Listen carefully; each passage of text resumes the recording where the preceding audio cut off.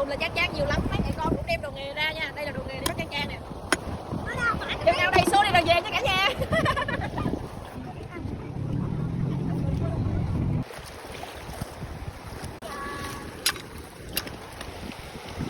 Quả được một tô canh nhẹ nhỏ.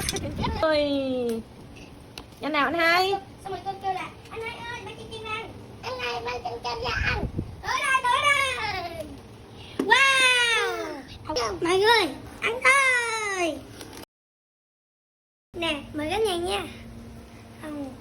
Ở đây là một con nghêu khổng lồ. Cái nước vị của nó không khác gì con nghêu, Chỉ là con nghêu mà không ở trong tay nước mà ăn hết đống này ăn no cho tới chưa mà rất thương ngon. Mời cả nhà chấm ngon là gì muốn chỉ là ngon.